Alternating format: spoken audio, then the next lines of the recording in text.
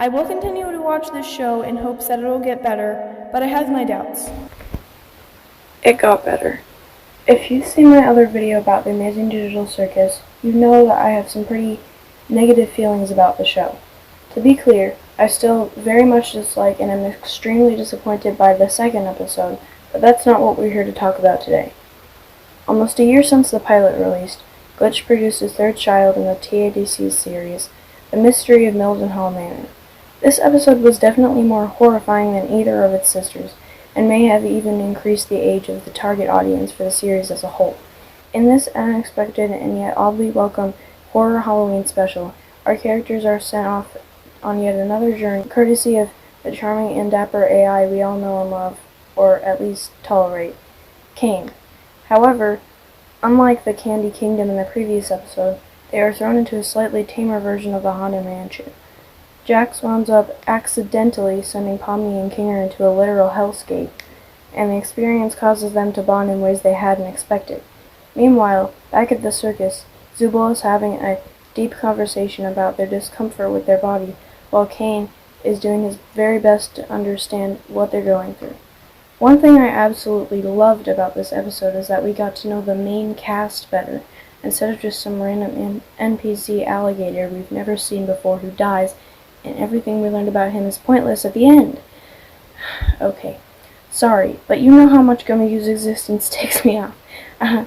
Anyway, yes, Kinger's backstory, Zubul's inner thoughts, Kane's incapability to listen or focus on anything for too long. This is all I've been asking for, that we learn about the main characters before any others show up and take over.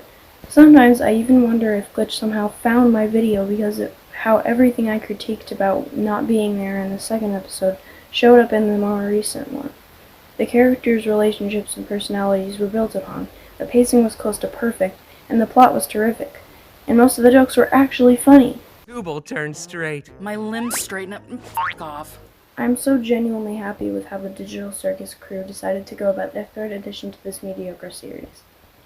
If you've enjoyed this review so far and would like to see more of my content, please consider subscribing. Okay, so I know I've already been talking about how great their scenes were, but let's go back to Zubul for a second. I originally thought it was a lazy animation choice that Zubul never went on the adventures, but now we can see that there are actually some deeper reasons behind it. As previously mentioned, Zubul and Kane have a bit of an alternating therapy session, in which Ringmaster Denture's actually geometric version of Mangle why they never want to go on the adventures with the group.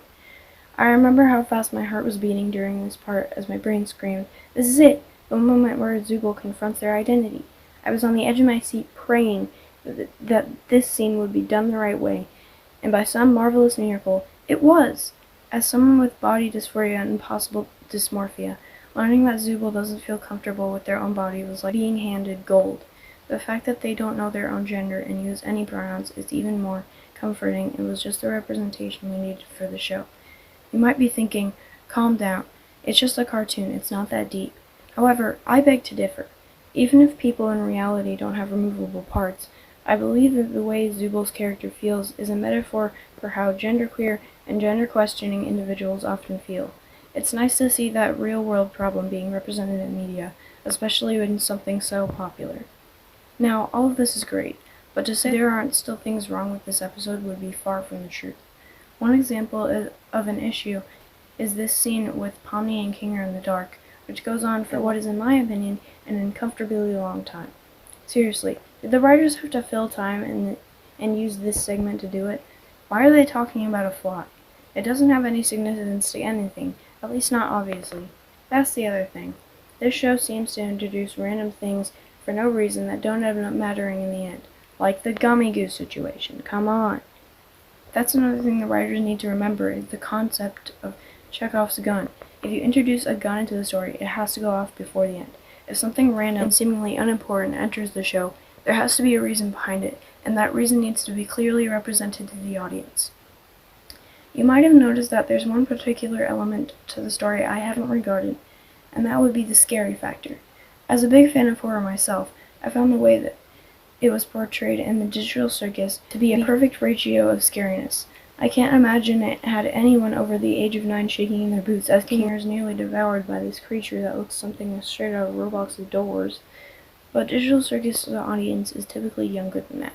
Now, do I believe that this single episode that was meant to serve as a Halloween special in the first place has completely changed the age rating of the show?